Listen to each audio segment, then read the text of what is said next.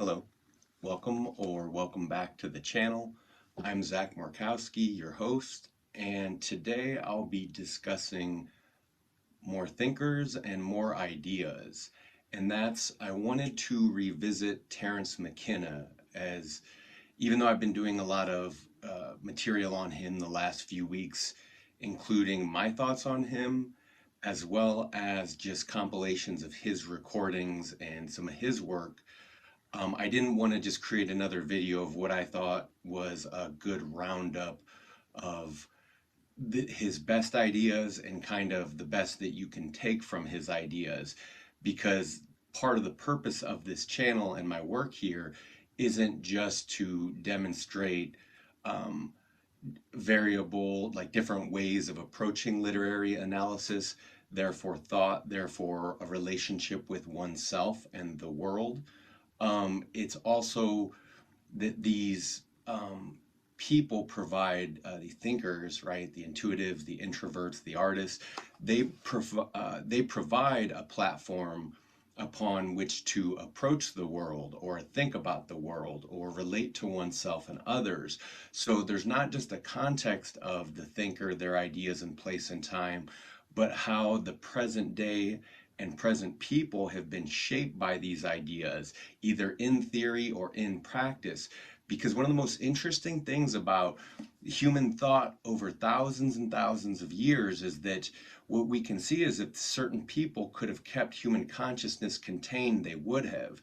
Meaning, if the Christian church and the Catholic church and all these different kinds of churches could have kept man in the Middle Ages forever, the Middle Ages would have spanned on to the year 4000 or the year 5000. However, that didn't work. If a fascistic state model worked, we would have seen it. It's just, it seems that the very attempt at it created a few superpowers that now dominate the planet, right? So there's all these interactions and ideologies that have played out over time that brought us to our present day. And McKenna's place in there as a thinker who provided a platform was that he wasn't just ahead of his time, he's ahead of where most people are at in their thinking now. Even the people who are barely now just beginning to see the causes and effects, which no one can ever suss out in full anyway, right? The people who are just now beginning to see these in the last few years and talk about it like as if things are over, as if there is some sort of ending, as if some sort of apocalypse did happen, right? There, like McKenna was talking about these things 35 years ago. And one of the most interesting things about man through time, like I mentioned in reference to culture and Christianity and monotheism, and now a pragmatic, utilitarian, capitalistic, congressional, military, industrial complex, is that it's meant to keep people busy. And more than that, it's that it wasn't until the last 100 years, out of thousands of years of what we call intelligence and history and the evolution of the wise man, which, 2000, even 3000 years is nothing in a species that's a million years old basically, and who has almost changed very little in that time period. And I think this gets into misnomers about our real nature, which isn't really sussed out even in scientific theory, which is why I have this book right here. But what I was getting at here specifically, it was only in the last 100 years that mankind began to, don't get me wrong, these thinkers were always there, but only recently did anyone really begin to say, geez, what are the effects? What are the effects of us on the world? So it means for thousands of years, everyone thought they could just behave however they wanted and it would never catch up. Whether that was environment, whether that was political, whether that was social, right? You see what we can see in the human world is that the egomaniacal nature of the individual is so rapacious that they'll generally get away with what they can within the conventional bounds of what's allowed and encouraged within a society. I've talked about this before, generally the feeders and those fed upon, right? This is what history has been. It's been a history of who's doing the feeding and who's being fed on. And then just depending on where you're at in the culture gives you your moral framework. So McKenna's whole thing was to see that this century from the last century, right? He saw this before the millennium hit even. He saw that the next century is dealing with the internal contradictions of the Renaissance society. The idea being that the general public is a recent invention. It didn't exist for all human evolution for millions of years and hundreds of thousands of years. These ideas didn't exist. They're recent, they're theoretical, right? The idea that man has been philosophizing the world, not actually looking from like Plato, Aristotle, none of them actually said, how do our ideas affect the world? They just said, this is how it is, this is how it should be, right? It's just this assumption that you can project your assumptions top down. Someone like Jung gets into things like projection, transference, why the ideas we even hold about ourselves in the world might be completely wrong or psychotic or pathological to the point of self-destruction, right? Jung says there's, a million ways the life that has been rendered meaningless and useless finds to terminate itself, meaning that if someone has no purpose or no point in their life, they will find generally a way to end it. But uh, McKenna sort of thought that what would that look like on a societal scale with the previous meanings and notions of society, of a general public, of the nation state? What about when these very ideas, ideologies, and even the belief in progress and enlightenment rationality itself, what about when all these have been proven to be bankrupt?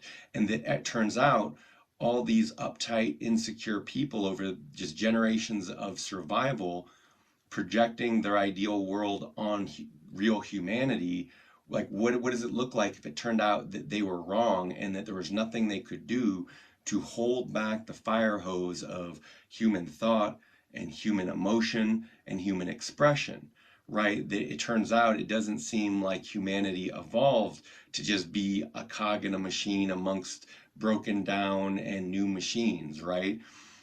But going further with McKenna is I talked about his relevance and that he wasn't just ahead of his time, he was ahead of our time even. So there's this idea and it's called the Overton window, and it's again one of these modern notions of what's the acceptable or available range of thought that you can have within a society, and that's what'll take place on its media, that's what it'll talk about, that's what it'll address. Everything else is morally questionable, dubious, or taboo, right? So there's this idea that there's this window of what's acceptable, and what it really is, as McKenna noted, is it's meant to limit consciousness, right? So the Overton window to the church was you have to think this, you have to believe this, and for thousands of years, if they could have kept humanity there for another 10,000 years, humanity would be as repressed and stupid as ever. Consciousness would be permanently altered and warped as ever, right? Because we've had thousands of years of this. And before that, I would say getting into Jung here, what he doesn't get into is the mutations in the first place. How is it that our personality types, extroversion, introversion, and the public definitions of these are completely wrong? They have nothing to do with how they've been conceived of in Jung's personality theory, or go to a thinker like Gurdjieff, and he talks about that it's well been understood in the East for a long time that there's three main paths for men, and that would be yogi, monk, or fakir. And that has to do with, well, is he sensory oriented? Is he intuitively oriented? Or is he emotion oriented? So the understanding, and plenty of Western thinkers have talked about personality types, or even the idea that you could see that the extrovertive sensory world, which believes what it sees as reality, basically how it's persecuted scientists and thinkers and witches for thousands of years and still does to this very day, right? Anything that's outside that narrow little window of safety, that imagined boundary, right? Because the thing about you step out of that and you're in chaos, and you step out of that and people will insist that you're the crazy one, or that you're the one who's irreconcilable, or any number of ways to express this. But regardless, is that the actual narrow bounds of where our present culture stands in the West, and especially here in America, is that it's not just pathological, it's not just morally, intellectually, and mentally bankrupt. It's that it's a playpen. It's there so you don't. What's there so you don't have to think. What's there so you don't have to see it. So you don't have to actually see it. It's there, it's shown, and then it's quickly replaced by the next image. The next fabricators of reality are working off whatever it is they're working off of. In this case, like I said, the content that I'll be following this with will be talking about introversion and extroversion as the most quintessentially misunderstood terms of our age, as well as I have some ideas to take the psychological theory even further because I think it's a divide of the species. I think it's a mutation that took place in the origins of human consciousness. It's what made us human. We began seeing inside and thinking inwardly, whereas you can observe with other animals, they're observing the outside world and that's all they see. They can't see the bigger patterns. They don't care. They adapt to them. They evolve to live with them, but they don't seem to have the internal mental constructs and conceptions, nor the linguistic complexity that we do to then translate it. So I think there is a lot to it and look, I get it. No one likes scientific theories. The world is never ready for new or the expansion of existing scientific theories. But I really do think it was a mutation that started our species going. Then, as the extroverted sensory type began dominating the planet by sheer numbers, because introverts are actually the minority in society, and I think all of human existence before we were even humanity, probably those types of apes would have died off or been cold for due to, again, the witchcraft of it or their own weakness. The idea being, following Nietzsche's genealogy of morality, that intellect actually began on the outside of the herd, that the dominant physical types in the center were trying to protect their harems from these other apes who had to learn to be more intelligent and crafty to figure out how to get apart and to get their feet into the mating game. So the idea here is that, I guess, with my scientific theory working off various ideas of psychological types, would be to say that um, the very conception of general man is just it's a complete fiction. Never mind the general public, which is a recent fiction, but the idea that there was ever a general man and that they all have the same thoughts and feelings and therefore the same amounts of respect and dignity, what we see in reality is that's never been the case and it's never panned out. I'm not saying that people can't have value or add value. That's not the point here, because I know all types of theory on evolution get dicey, but it's not about that, because this actually has nothing to do with race. It's about intelligence, the intelligence within any given population, that it begins on the outside and moves inward, because the species actually values intelligence, just not overtly because it destroys everything it sees, because the species is largely an animal, and the species is an animal who is extroverted and sensory oriented by the dominant or most numerous average type. So that's the average type of person. The non-average type of person is an intuitive and or an introvert. But I'll save that content for the next video. I just say that as preface to, basically it's the very groundwork of what McKenna talks about, not just that Western civilization has been wrong about, again, trying to philosophize the world with no regard to effects or affects, meaning both what the problems they create as well as how people truly feel about each other and them, right? Who they see as perpetrators, victims, just their fellow humanity. It doesn't matter. Seeing if I have any last notes here. I mentioned McKenna's relevance, mentioned that he was ahead of not just the experts and authorities of his time in understanding what this coming century would be, but that he's ahead of the present experts and authorities who are lying out their ass, because if you take any individual ant as part of the hive, do they know what's going on in the entire hive? No, they never have, and we never will, right? To the degree that we all seem to have our subspecies kind of interests and intellect. That is our own kind of natural instinctual orientation. Some people are oriented towards material, some people towards ideas, right? But whether that's an artist or a carpenter or a creative type or a consumer type, right? It's hard to say, but it seems like the world is driven by the outward seeing, sensory oriented consumer type. So it seems that civilization is left to be a permanent management of that type, because there's so many and there's too many. So it gets into the very premise of what Terrance McKenna talks about, with not just ideas of overpopulation, but that with everyone crawling over themselves and competing and hurting each other, fueled just as much more by hatred and irrationality as anything rational projected onto the irrational to make sense of it, is that it's not what it seems. And these people now, none of what they're saying, it's not going to matter in a few short years. It's not going to matter in the whole history of the species, because like he says, we will be vindicated in the future. Eventually, if humanity lives, if intelligent humanity survives long enough to better study and understand our psychology, it will, those people in the future will see just how insane the wider species is, the activities of governments and agencies are, the individual human ego as deluded, egomaniacal children and fellow human devouring force in the world. Um, and if there is a takeaway from this, I want anyone to have, it would be to, again, consider the fact that the wise man only recently started considering his own effects on the world, and that there still seems to be a large group who are just like, nope, it still doesn't matter. It'll never matter. We can just do whatever we want forever, right? That's how it works. Things never catch up to you, whether that's your reputation or how other people see you or think of you, or what the people of the future see or say about you. And here's what I think. This is what everyone's really afraid about in our age, this century. They're afraid that everything they say and do doesn't matter, and that it's not going to matter because the future is going to outpace them. And I think that's a correct concern, because there's very little to take forward from 1,000 years of remedial culture. There's very little to take forward from a culture that has come to exist not to expand consciousness, but to confine it, to repress it, to corral it, to fence it, to kill it off where offensive or misunderstood.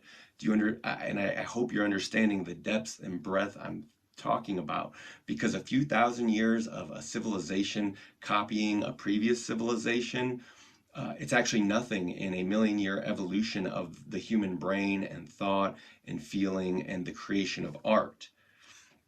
And this gets to the other big takeaway, is that mainstream culture is humanly bankrupt. There's nothing human about it.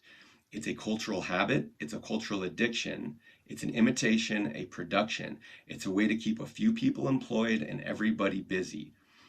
And I had one more note here. Oh yeah, and then amongst that, it's like there's a handful of motivated psychopaths who are really in it for themselves, and mainstream culture is for itself and no one and nothing else. It's not about the future, it's about now. It's about keeping people busy and fed now, right? So this is what I mean when I say, and when McKenna will get into it too, we'll talk about how culture is morally bankrupt, how modern ideologies and even progress itself, even liberalism, it's all morally bankrupt. It's all humanly bankrupt. It's a road to nowhere. It's our current position, and that's post-history, pre-apocalypse. It's nothing but management, I'd say, from here on out, but a better term would say from here on down. Because this problem has always been, is that the intelligent and the strong are poisoned in this world of masses, a world of mass culture. And basically that original mutation that made us genius, that made us so strong, the intellect is not actually valued. It's only valued in terms of what it can provide and what it gives to other people. So I just think that the whole larger history is the evolution and survival of intelligent humanity, and the ideas not just that shaped us, but that continue to shape us into our future, whether we like it or not. So I get it that a lot of our culture is a big ego temper tantrum. It is a big narcissistic self-obsession, pitifully small, meaningless slice of meaningless commercial pie, and the idea that it was going to be that for hundreds and thousands of years, that we were just going to recycle this same pseudo-cultural intellectual runoff that like better, stronger people made before us, that we could just keep recycling these same ideas and these habits and addictions would be sufficient, let alone trying to reproduce it at the scale of millions and billions of people, right? It really is unreasonable. It really is insane. I don't mean to get too off into the weeds here, and I guess I'll let McKenna take it away, because like I said, what follows, it's going to be some footage I shot before, as well as some just talks on McKenna of, I think, his most relevant ideas on culture, addiction, his present, which is our past, which is our future, and also our future to come. That again, the coming century, it'll be dealing with more of these internal contradictions and also the madness and violence it creates in people. But anyway, if there is something to understand, it's that reality doesn't have to get you down. That's why art was invented. This is what made us human and more animal. So what I'm saying is all this is an evolution of the human, and the superhuman is that which is beyond not just animal, but was previously known as human. And that's what we're really cultivating. The history of consciousness, the history of the body, the history of sensation. That's what we're building. We've been building and idealizing a better humanity all along. And the good news is we don't stop here, that it isn't all meaningless. That yes, while most of the people and the culture and its reproductions and imitations of the last century are meaningless and are redundant and are gonna just find their place in the garbage bin of history, that what we carry forward and what matters most is us. It's the human. We are what matters. It's not the crap. It's not the technology. The technology is an imitation of an idea, an ideology we had a long time ago. That's easy. The technology is not what's valued. We don't care about tools. Any dumb animal can figure out how to use a tool. You don't even need a Homo sapien brain to use a tool. That's not what we're talking about here. We're talking about human ingenuity, human genius, the evolution of consciousness, of mind and body, right? Because there's no separation. That was the illusion all along. That we could separate the world and its ideas, that we could create a this and a that and keep them separate and things wouldn't collide and the boundaries would be clear. No, it's the opposite of that. Who would think that chaos isn't as favorable as order, or that chaos isn't the mother of order, as McKenna says? Next will be likely Jung and personality types and theory. Might also get into some other Western thinkers and their personality type theories, whether that's Nietzsche or his predecessors, or even the modern thinkers who came after them, which are usually very shallow. Very few of them think about terms of different mutations amongst existing humans and how what once started as the initial adaptation became the runaway feature copied to perpetuity, which now becomes the original mutation now becomes the advantage again, because in an insane extrovertive sensory world where those peoples are just lost on what they see, the introvert and the intuitive who can think for themselves and who can create their own values, well, now their mutation comes to the fore as a benefit. And being that the extroverts and the sensors had their time for the last few thousand years called history, well, it shows you that this mutation is coming to the fore. And this is what I think even McKenna didn't understand. So now I'm putting myself ahead of him and ahead of Jung and ahead of other people as well in their thinking. But again, this also goes backward, like I said, to Nietzsche and other thinkers who recognized there were night and day differences in humanity. Anyway, I'm rambling again. Thanks for checking out the channel. And so I'll go ahead and put it back to McKenna here and round out my discussion and my posts on him and his ideas with, like I said, what I think are some of his best moments and where that leaves anyone who actually takes thinking and culture and art seriously. So wherever this finds you, hope you're well, and I'll catch you next time. Take care. Bye. Somebody asked last night about how are we going to save the world. And since this evening, I thought maybe we should talk about that a little bit, because this evening I'll show you the time wave. And it argues that we don't have to save the world because the world is going to disappear up its own nose in 22 years anyway. So there's not a whole lot of obligation on us to worry about it. We're simply the witnesses to the end game. But nevertheless, since that sounds to me like a long shot and I'm the inventor of the thing, might be good to prepare a backup position just in case the immunization of the eschaton is delayed somehow. it's pretty hard to figure out rationally where we're going from here. Does anyone have any idea where we're going from here? I mean, if you just extrapolate the trends in place, they lead to a world so science fiction-y that it's hard to imagine. And in some of these meetings, we've talked about how the psychedelic viewpoint is always trying to meld things together, to make a coincidentia positorum out of apparently dichotomous position. But there is this one issue where it's very hard to get it going both ways, and that is to try and figure out what our relationship to the earth is, and then what we can do about it. Is our destiny to become the stewards of the earth? Are we to become like ecology tenders, gardeners on a planetary scale, honoring species diversity, detoxifying environments, and promoting and somehow glorifying the steady state of ecology? Or is that now impossible? And do we have to accept that you don't make an omelet without breaking eggs, and that the egg which we're about to break is an entire living planet? And that somehow, in the name of the angel which wants to be born from the human soul, we are going to about to witness the destruction of an entire planet for the birthing of some kind of hyper-technological space-faring species.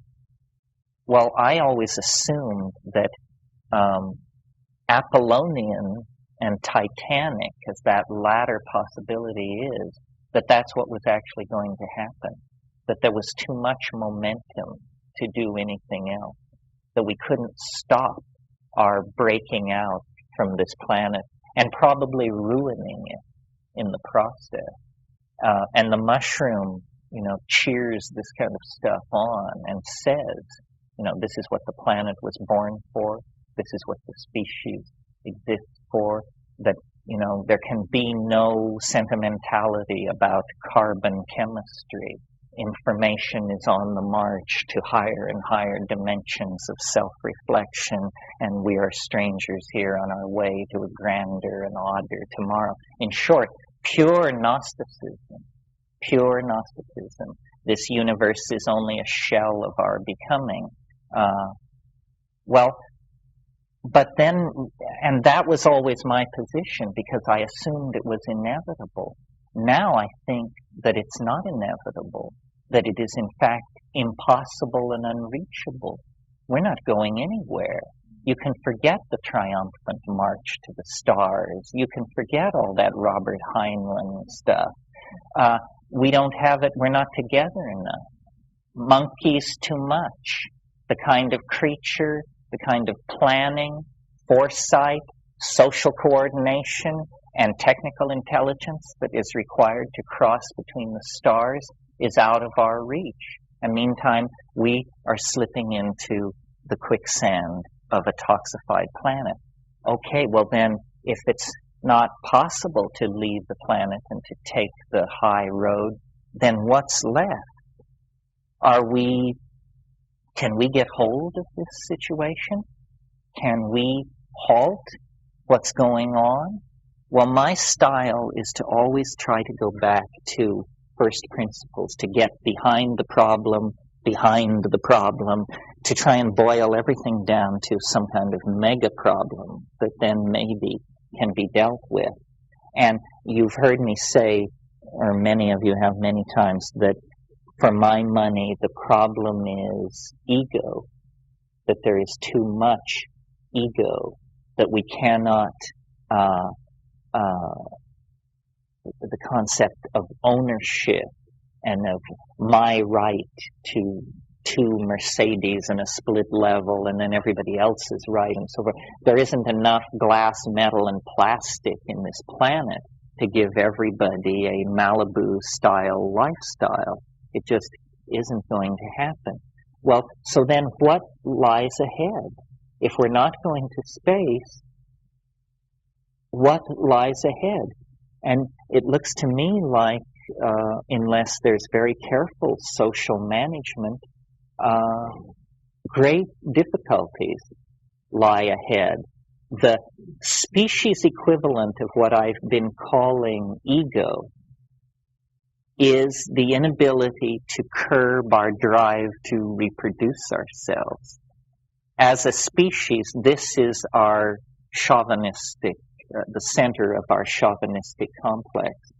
We have put economic systems in place that have implicit in them the assumption of more and more and more and more people. And it's more and more and more people that are destroying the planet, because capitalism has this built-in assumption of, ever-expanding populations.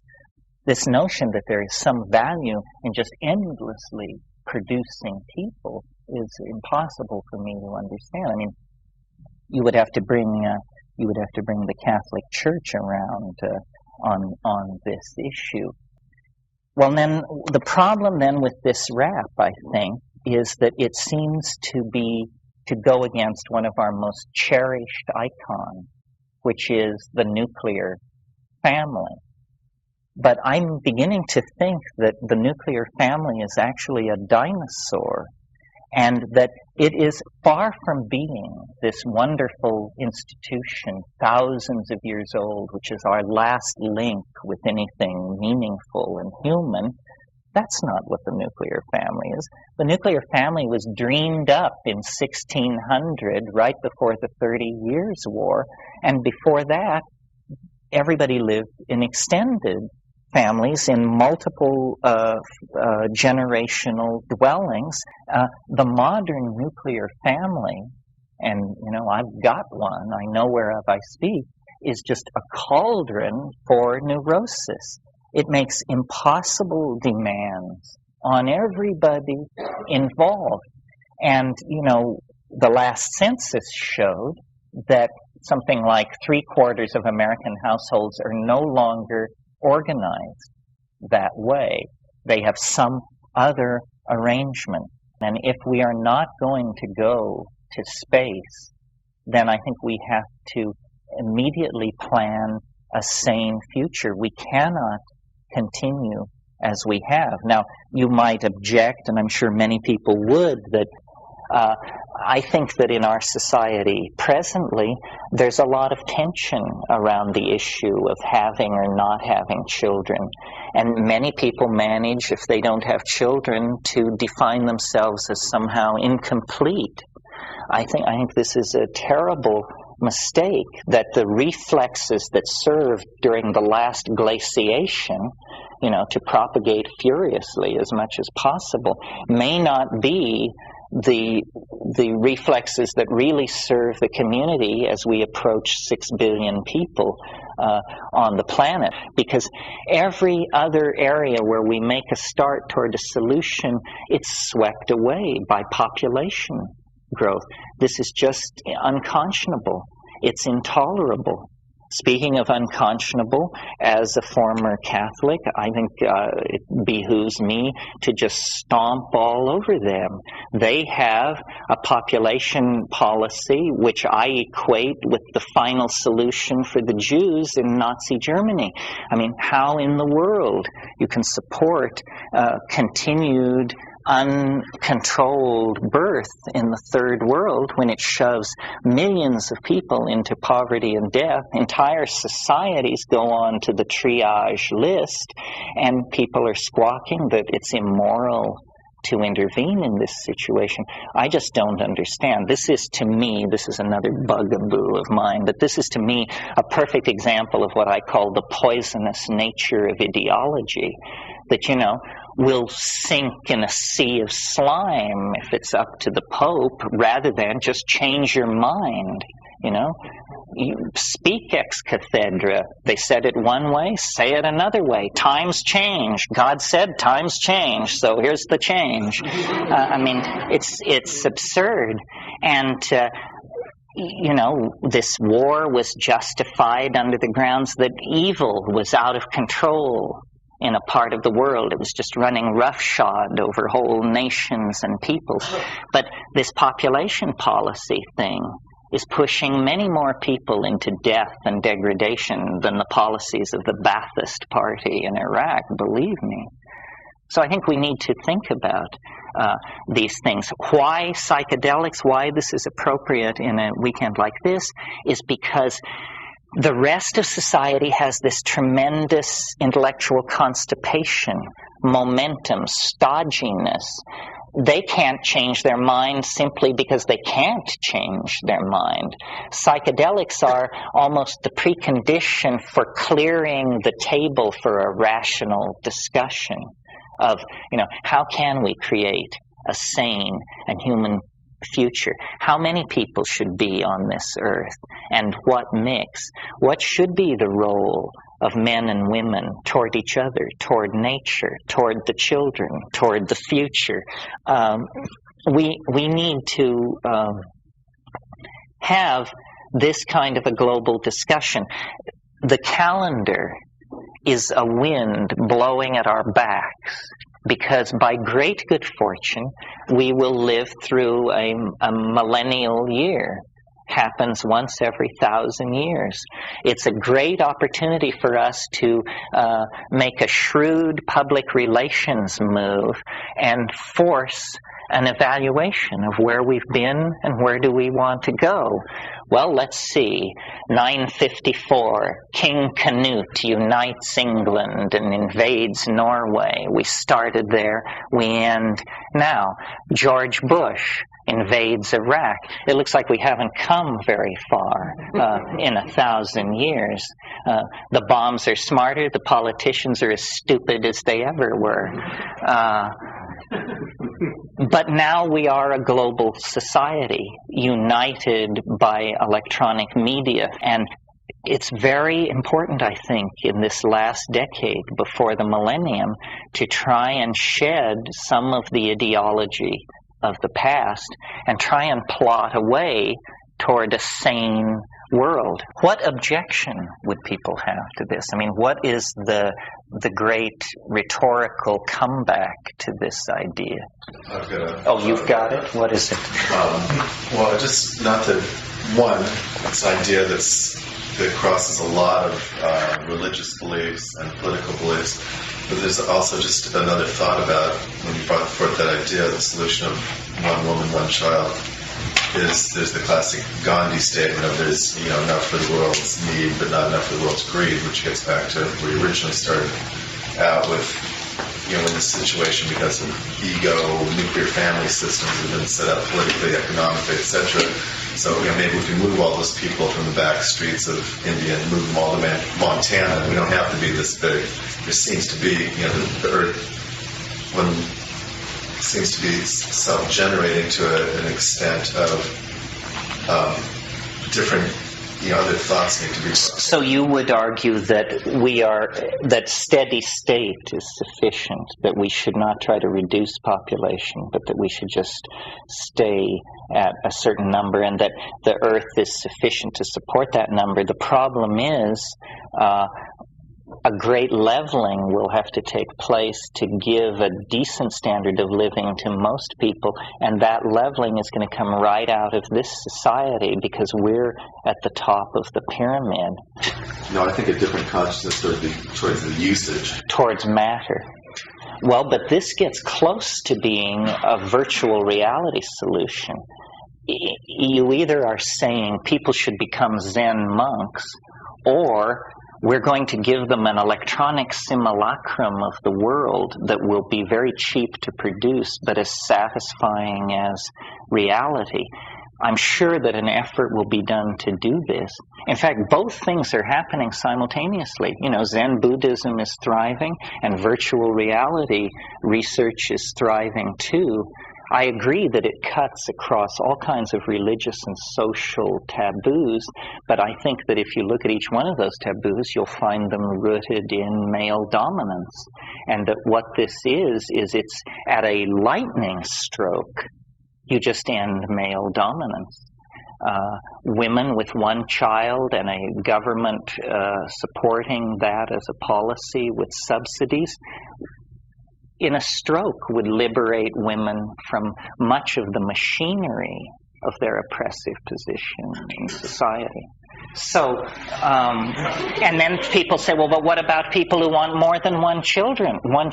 Well, good Lord, the world is adrift in orphans, awash in orphans. And then if you say, well, but I want my child, well, then we're right. That's what we're saying no to, is this genetic ego chauvinism. I mean, you can have your one child, but just the notion that your genes are to be spread like chaff to the wind is... It's not the idea, it's how would people even listen to it? It's so against all their conditioning, not just...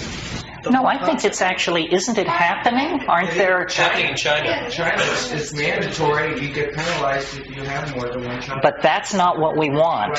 We don't want that. But I get the feeling that there are thousands of women with one child around who have made a decision to live without a permanent man in their life, or perhaps with a permanent man in their life, but they have made the decision that in order to have a career, a degree of independence, a degree of financial comfort that they wouldn't have otherwise.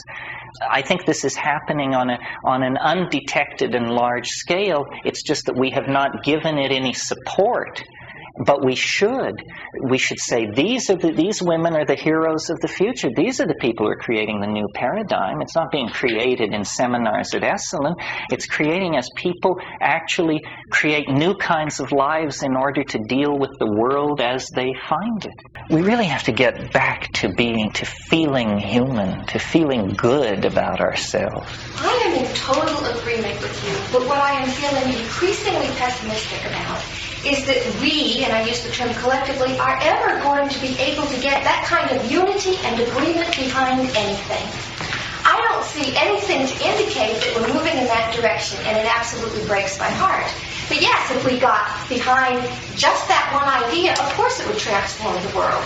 But there are a lot of other ideas too, but it just seems to me that again, the ego is driving the machine, and unless there's that radical shift in consciousness on this large level, I just don't see it happening, and I feel exceedingly discouraged by that. I think what you're skirting around here is the possibility that the genetic plan has a whole other scenario going, and that we're actually agents of a grander plan that's being acted through us. And that's where the theme of leaving the planet comes around again and again. Like Tim Leary talks about often.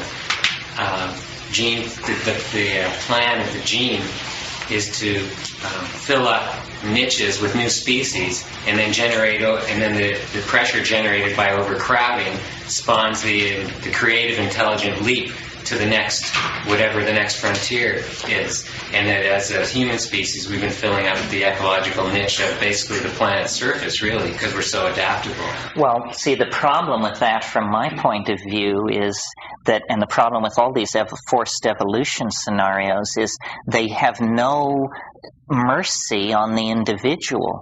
I mean, in this nice phrase, filling up the niche, what are we talking about? 10 billion people? 20 billion people? How hellish does it have to get on this planet before governments dedicate every penny they've got to building spaceships to escape?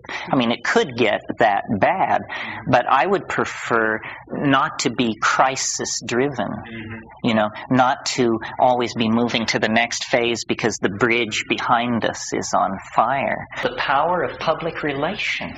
Yes. That's all. If you will give me $10 million, we can sell this idea to enough people to make an impact on the history of the planet.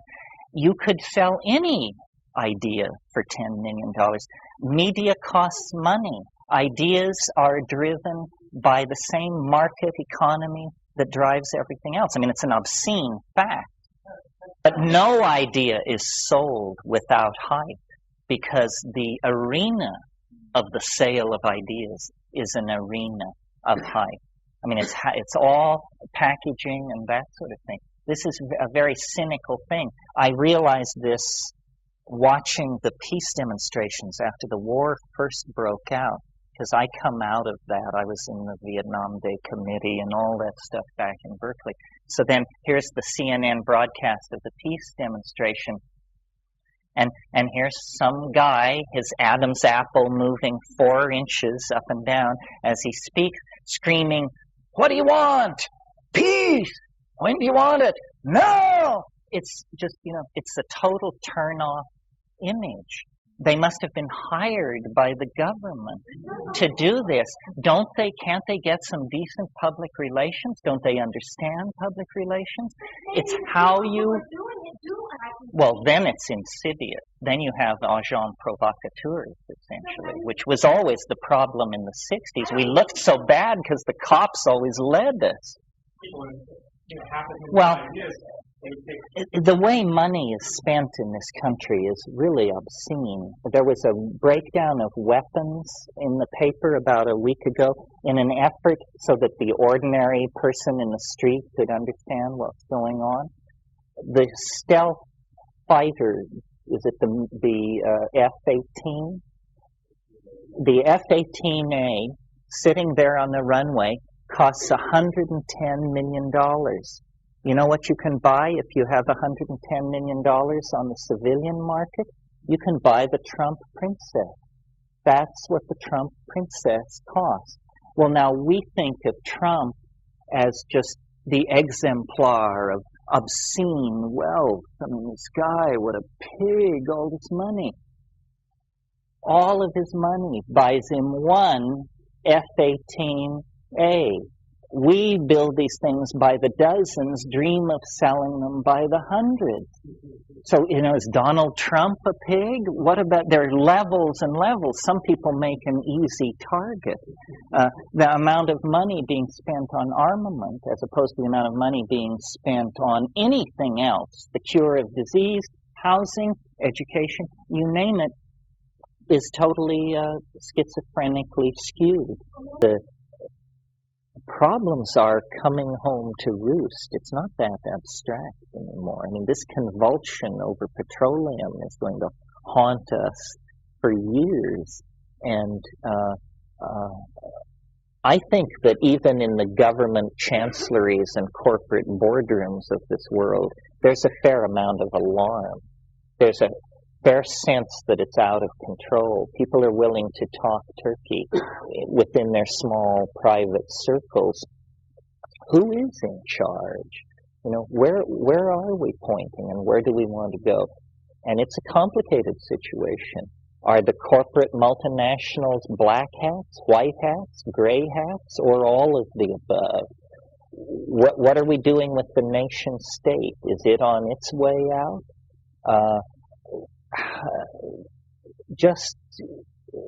It's a tremendous moment for opportunity, and there will be more chaos. This is just the beginning. The whole rest of this century is about the surfacing of the contradictions in the Renaissance structure of society that we've been working out. It won't function for an electronic population of 6 or 7 billion people. And we're meeting this challenge moment by moment. Then are drugs which reinforce obsessive and unexamined and self-destructive behavior patterns. Well, what do psychedelics do? They destroy behavior patterns, destroy cultural assumptions, completely hold everything up for grabs, completely throw open the possibility that reality could be any of a number of ways that are not culturally sanctioned. So in that sense, the psychedelics are almost the answer to the drug problem. And the early use of psychedelics reported spectacular progress with alcoholism. Well, now see, the people who believe that alcoholism is a disease, and I don't follow this literature closely, it seems to me this is a preposterous statement.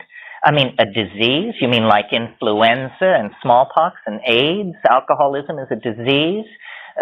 Can you get it if you don't practice safe sex, or do you have to wash your eating utensils? It isn't a disease. What it is it's a failure of self-image. And the reason LSD in many cases had a tremendous impact on alcoholic behavior was because it just showed people what they were doing. It said, this is you. You're a drunk. You're a burden to your family, a bore to your friends. You smell bad and you're useless. How do you like it? And so somebody said, I don't like it. I said, well, then stop drinking. That's what it is. That's how psychedelics cure addiction. And nobody, when they talk about addiction, nobody ever talks about what is called self-restraint. There's a new book that came out. First of all substances, they say, if you're an alcoholic, then you must forswear everything. I don't know how they relate to tobacco. But see, what you've got to understand is we are set up for addiction. It's just like language and cognition and all of these other things. We are the animal which addicts. Other animals don't addict. And addiction is a way of relating to the world. We don't not only addict to drugs, we addict to each other, to chunks of territory, to behavior patterns. Like attaching ourselves to what we see, what Exactly. It's attachment.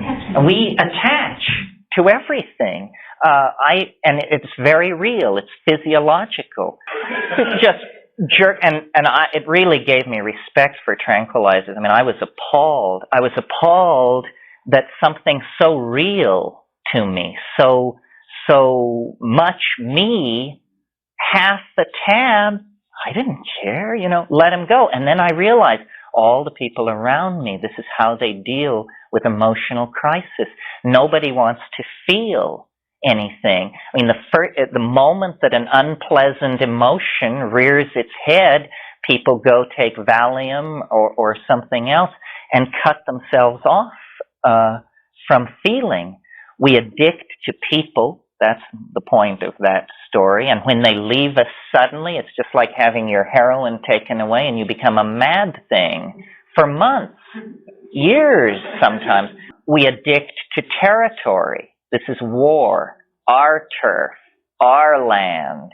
Now this arises, again, a consequence of agriculture. Before agriculture, nobody had land. Land was something you walked around on as you migrated behind your herds. Once it was cognized as an object and fixed upon, they were ready to knock the other guy's brains out for setting foot on your territory. We all do this. I mean, we are addicted to caffeine, outrageous caffeine addictions, money, sugar, praise, television. Now, this is the favorite one to talk about because television is a forerunner of very insidious drugs to come. It's just the crudest and the first. But imagine if after World War II, a drug had been introduced into this country of right-thinking, hard-working, decent Christian people, such that 20 years after its induction, the average American citizen would be spending 6.5 hours per day involved in this drug. That's the figure for television consumption in this country. The average American watches 6.5 hours a day of TV. It is an electronic drug. It is an obsessive behavior pattern, an unconscious behavior pattern and a physically destructive behavior pattern. I mean, it's done more for the rebirth of hemorrhoid specialists than any other single force in our society. So, but people say, well, that's not a drug, that's entertainment. 6.5 hours a day of entertainment? You know, before electronic media, a person could regard themselves as a great patron of, let's say, the musical community, and maybe they would hear 12 live musical performances a year when they would go to a theater. I mean, how many people in Beethoven, how many experts on Beethoven in his generation or the generation following heard, let's say, the Ninth Symphony more than several times in their intellectual life? Because, you know, you have to get a lot of people together and cooperating to perform the Ninth Symphony. To us, the Ninth Symphony is an object. Listen to it. Listen again. Listen again. We are able to turn experience, we are able to objectify experience and then addict ourselves to it. Well, is this bad? How can it be bad if it is so written into us? I don't think it is bad. I think what we have to do is choose our addictions, choose our behavior patterns. I mean, one can choose to be addicted to punctuality. I'm accused of this. Other people are addicted to always being late. One can be addicted to, meaningless sexual encounters.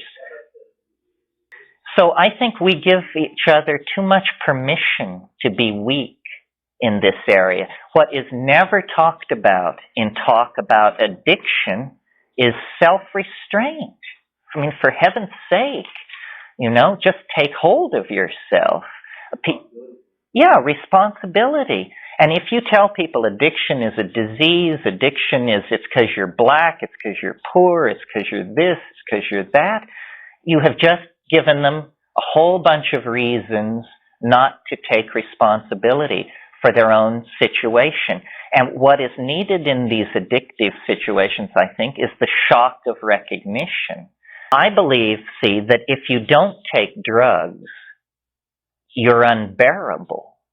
And I can't think of a society on earth where people don't take drugs that any of us would want to have anything to do with. I mean, let's take Calvinist Geneva, say. I imagine that as an example of an environment of moral rectitude. I mean, these people did not wear bright colors, didn't listen to music, never drank coffee, never smoked, forget about alcohol, sex for procreation, so forth and so on. And they are paradigms of the male ego frozen in place, didactic, paternalistic, all-knowing,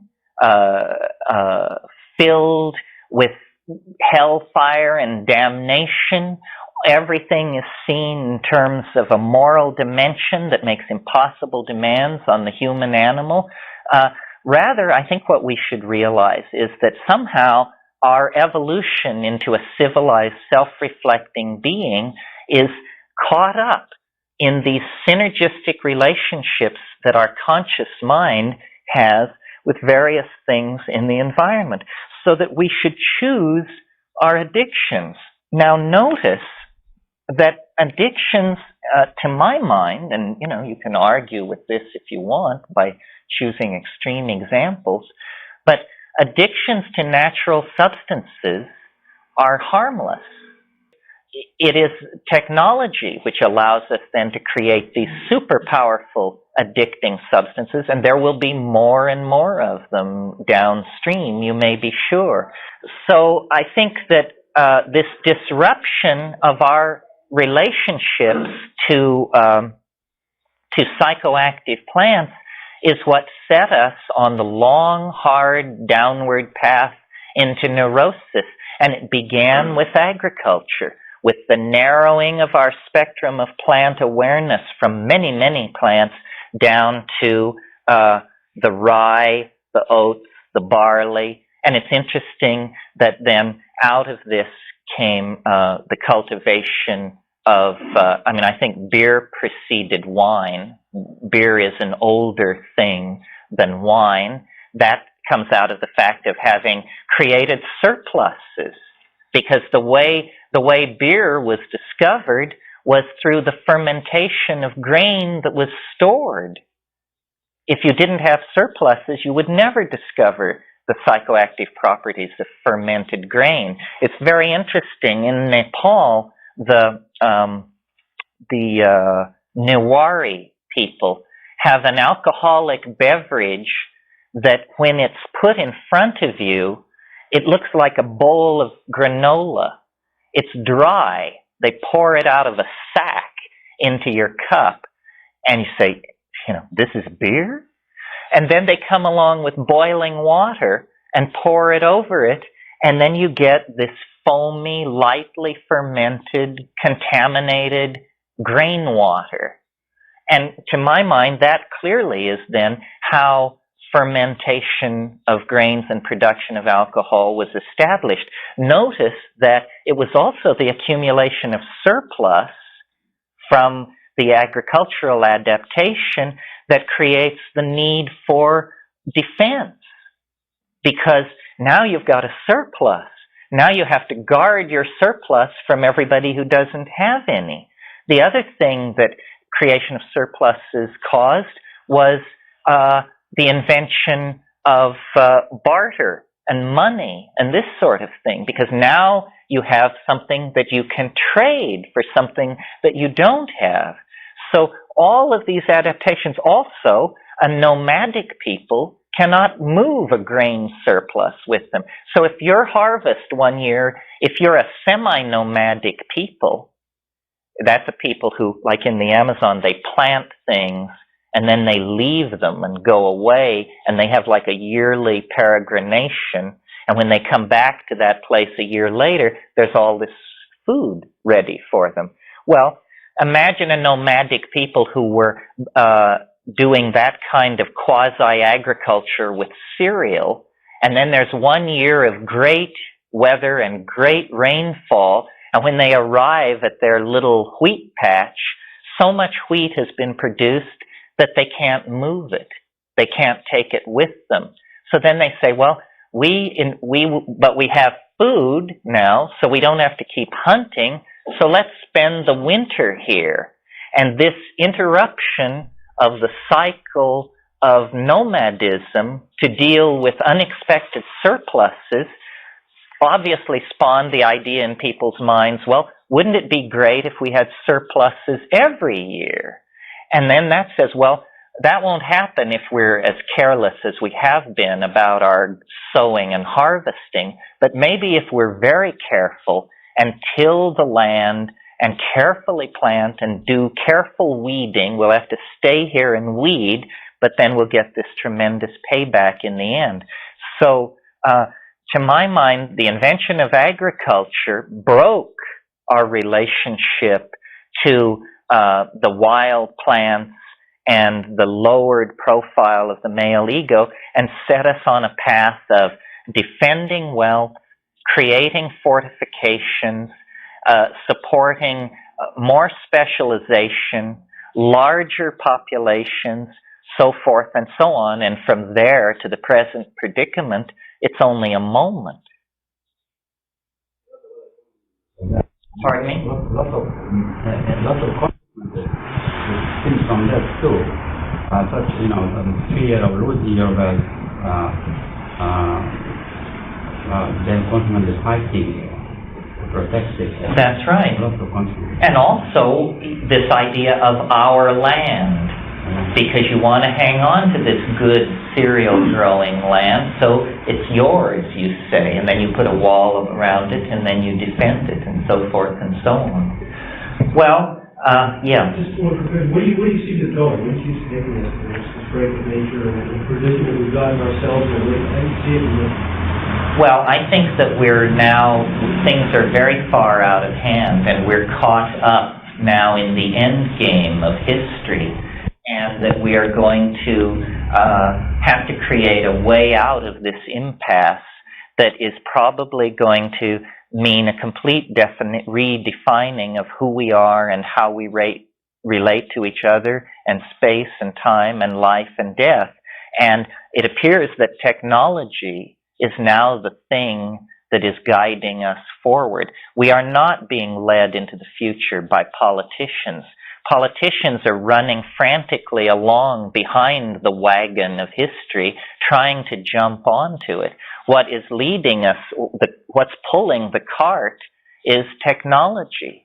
And I think technology is the program of realizing the practical concerns of the imagination, and that really where we are headed is the imagination. It's a place. I don't know whether it's in solid-state circuitry or in the bones of the planet or in artificial arcologies in deep space. The future will figure out the details, but we are close enough to it now that we can anticipate it. It's what the shamans always said was possible, a world of value and meaning lived in the light of nature. And I think if we can get through this narrow neck that rationalism has imposed upon us and overcome these poisonous, paternalistic philosophies, we will return. That's why I call it the archaic revival. It's the myth of the eternal return. History is something that you finish with as quickly as possible and then return to the archaic mode of eternity. And I think that's the adventure that we're all caught up in. That's the agenda that the plants and the planet have always had in front of them. It's just that we wandered away from an awareness of what was happening by deluding ourselves with our own inflated self-image, man as master of woman and nature. And this distorted part of our self-image has now become so dangerous to us that we have to abandon it. We have to draw back from it. And under that kind of pressure, I think we will. So harking back to another question, the reason I do this and the reason I don't feel any great trepidation about it is because I believe that historical momentum is with us. This is what is destined to come to be. We are going to take control of who we are by taking control of the physiological and psychological foundations upon which the self rests. And that means the chemical re-engineering of ourselves into the state of Edenic innocence that was lost when we set out on the long trail of the sword and the hoe, basically. The world is not empty of the new and the novel, these frontiers. This is how I ended the lecture yesterday. There are just frontiers and frontiers and frontiers in chemistry and anthropology and ethnography.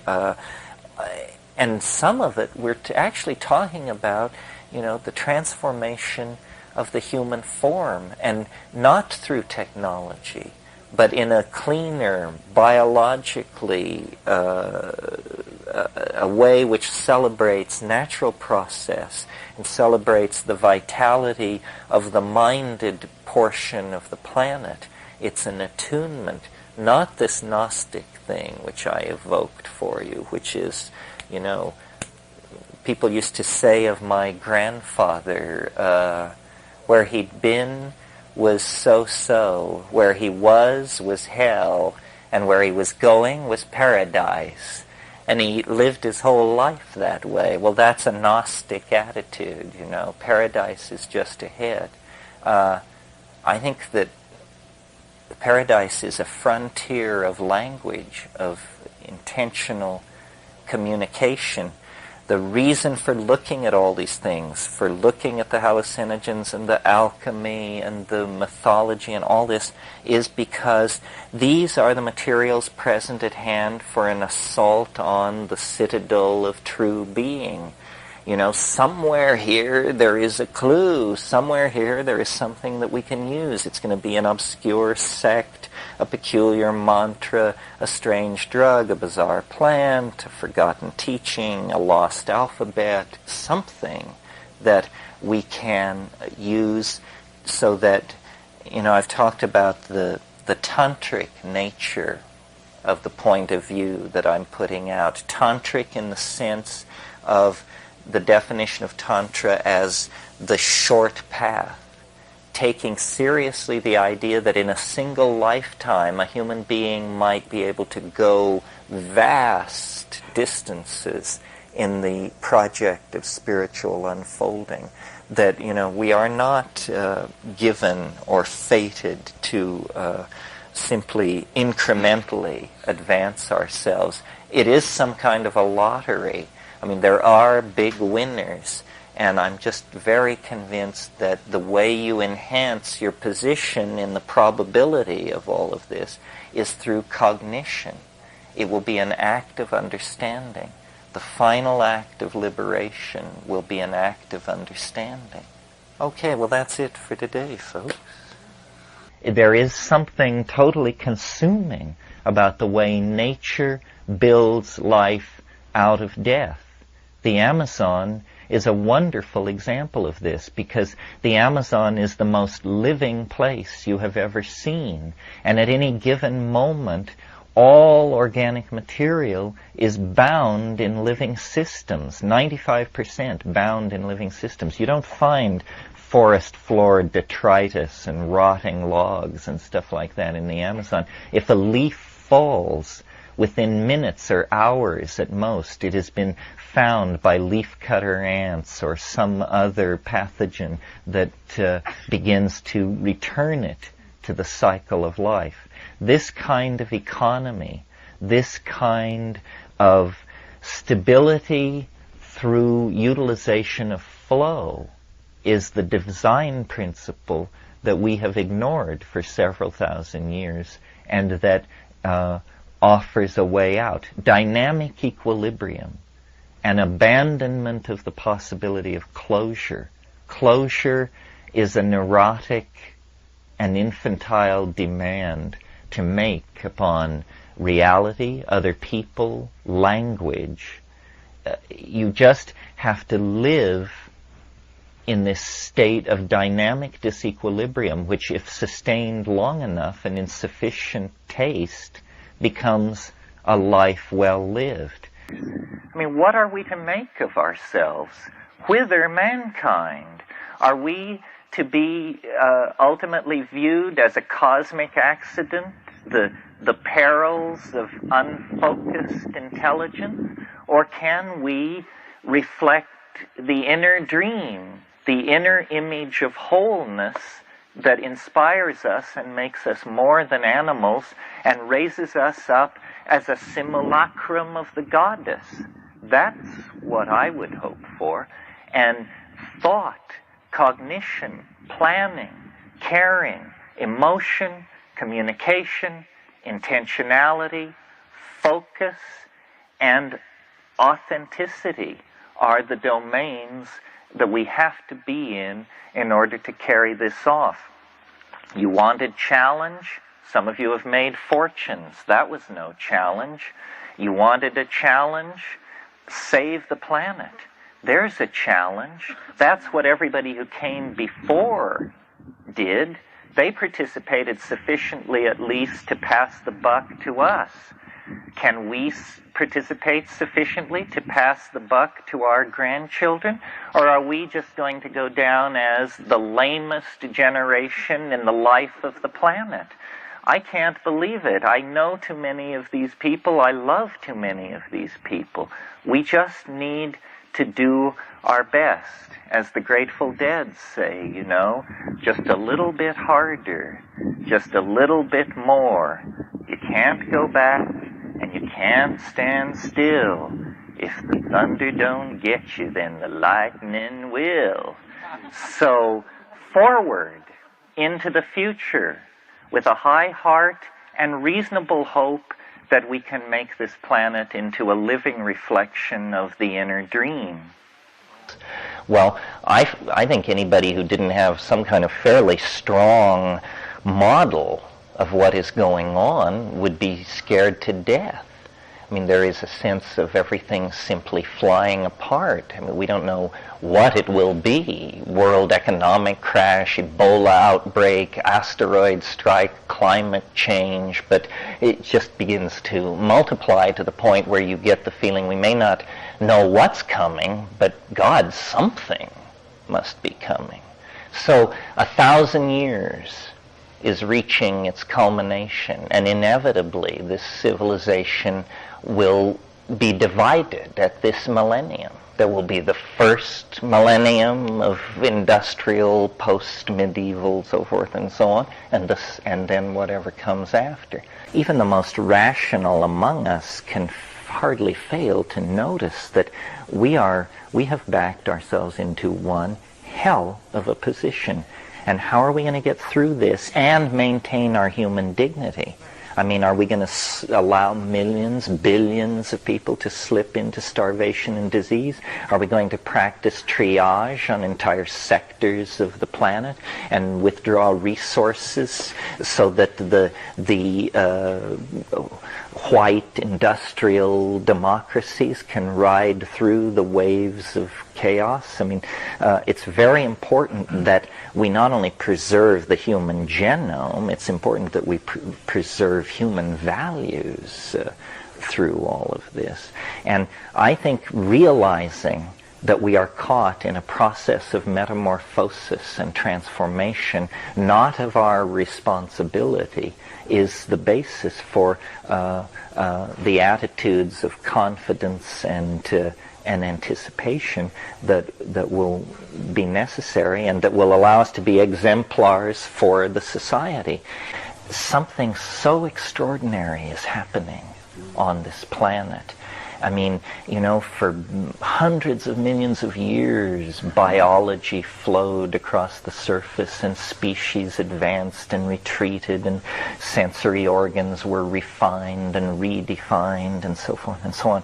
But about 35, 50,000 years ago, language broke loose. And language is the sheer will of information itself to transform itself. I mean, our medium is meat, but we are made of information, you know, and that information could be fed into a computer, crystallized into a virus. What we are is a long message that is being typed out in proteins by thousands of ribosomes, coordinated over time. We are sort of like a phonograph record.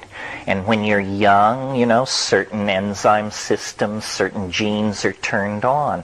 And then you pass into midlife, other genes are turned on, certain genes are turned off. It's like a melody. Theme and variation being brought back, the theme being enriched and worked, and then finally the whole thing builds to a crescendo, and then one by one the genes are turned off and the audience tugs on its overcoats and cabs are hailed and people go home for the evening. But that's what you are. You're a story, a piece of code being run in the great computer of the world. But nothing lasts, you know, not your friends, not your enemies, nothing lasts, and we deny this, and yet that's the great psychedelic truth, and if you can face it in every moment and live it, you will have a very, very complete experience of existence. That's it. End of weekend. Thank you very, very much. It's a political point of view, you see, and as a practical matter, there's no better way to succeed in politics than to champion the most out of it point of view. And now we live in an era where beige fascism is apparently the rising rule of the day. Well, that means if you want to be on the cutting edge, you have to embrace something very akin to psychedelic anarchy. the absolute antithesis of the fascist state. And then you will participate in the turning of the tide and the vindication of this point of view. And it will be vindicated, there's no doubt about it. All other points of view are bankrupt on the face of them. End of footnote.